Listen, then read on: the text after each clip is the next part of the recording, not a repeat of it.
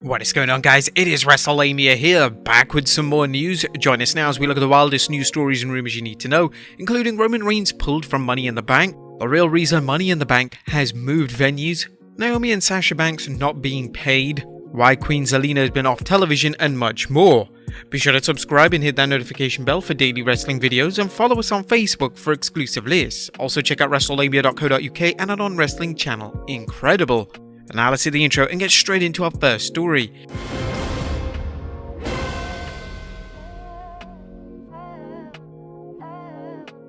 Now, first story looks at Roman Reigns pulled from Money in the Bank. Atop in today's news is a report that Roman Reigns' status for the WWE's Money in the Bank premium event is uncertain. Dave Meltzer is reporting in this week's Wrestling Observer newsletter that there could be some changes to Money in the Bank as well as the rest of the WWE's 3 summer premium events. While not announced, we did get it confirmed that the original plan for Roman Reigns' summer schedule was Riddle on this show, Randy Orton at SummerSlam, and Drew McIntyre in Cardiff, Wales on 3rd September. However, everything regarding both Reigns and Brock Lesnar for Money in the Bank is now said to be up in the air. Reigns versus Riddle could still happen. We have no idea on Lesnar, who was booked on the show because it was at a stadium. Meltzer also commented that Drew versus Reigns at Clash at the Castle, which hasn't been confirmed, but what was a rumored event, may be changed to Drew versus Tyson Fury should Fury be available. A rumor has it that Drew versus Fury match could happen at Crown Jewel though.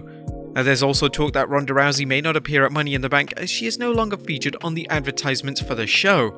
This is another big name that's missing, and it begs the question of whether the WWE has decided to downgrade the show from a tentpole event to a B show. While we don't believe the WWE is punishing fans by taking certain big names off, and keep in mind it remains to be seen whether one or more of these superstars will be off the show, and while this is up in the air, which usually is the case with the WWE, it raises the question why Reigns is missing Hell in a Cell and possibly Money in the Bank. Could there be any health issues that might be at play that the WWE is keeping under wraps in order to hide that its champion is unavailable for any significant number of appearances, or might this just be a case of a film project being rescheduled, forcing Reigns to miss Money in the Bank? What do you guys think? Let us know in the comments down below. Next up, the real reason Money in the Bank has been moved. Fans are still wondering what's going on after the WWE's announcement that it's moving July's Money in the Bank premium event from Allegiant Stadium to the smaller MGM Grand Garden Arena.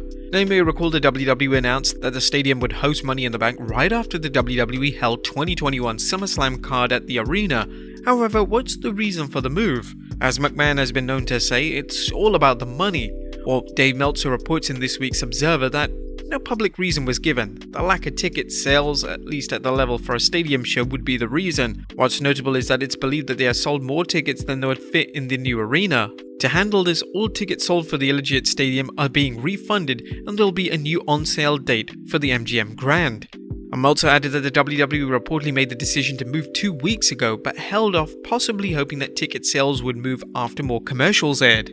In typical WWE fashion, it appears there could be problems with fans who purchased tickets for Allegiant Stadium getting into the MGM Grand Arena. As Meltzer noted, those who had tickets to Allegiant Stadium would be given first priority for the new tickets in the pre-sale on 2nd June, or at least that's what they were told, but that pre-sale has a password that has gotten out to non-ticket holders, although one would think that almost anyone who had wanted a ticket to the show would have bought it already. WWE President and Chief Revenue Officer Nick Khan promoted the event as one of WWE's 5 tentpole events with WrestleMania, with us noting that Khan was clearly trying to add to the WWE's Big 4 lineup of WrestleMania, SummerSlam, Survivor Series, and Royal Rumble.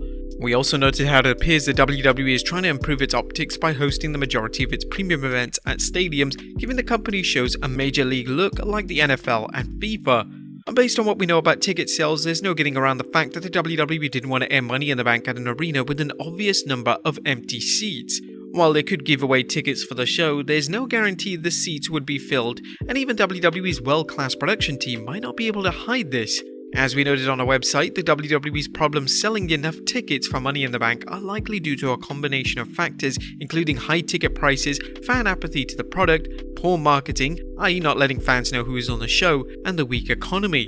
Next up, Naomi and Sasha Banks not being paid. Well, according to Dave Meltzer, who reports on the latest Observer, the suspension is without pay. In addition, the company pulled all their merchandise from its website, meaning they would not get any new merchandise revenue. There was merchandise for both women available at the live shows over the weekend because that stuff is prepared ahead of time. Meltzer added that the reason behind WWE pulling the merchandise was to send a message to other talent.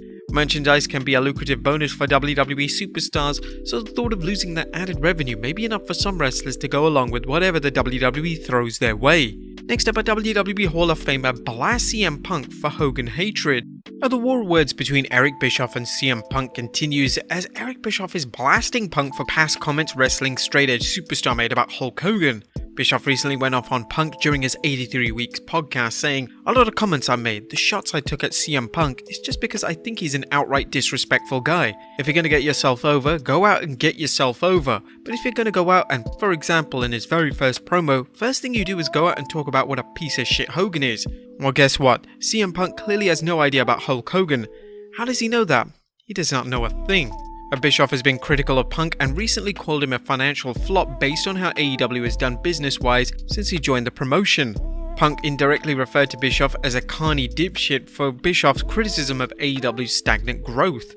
Eric explained his reasoning for disputing Punk's criticism of Hogan. If CM Punk would have worked with Hulk Hogan or knew Hulk Hogan and he had that opinion, that's his opinion. But if you don't even know somebody and you're going to go out there and try to get yourself over in your very first interview by burying someone who's contributed so much to this business and is probably partly responsible for you even having an opportunity that you have to talk your shit, I find that to be disrespectful.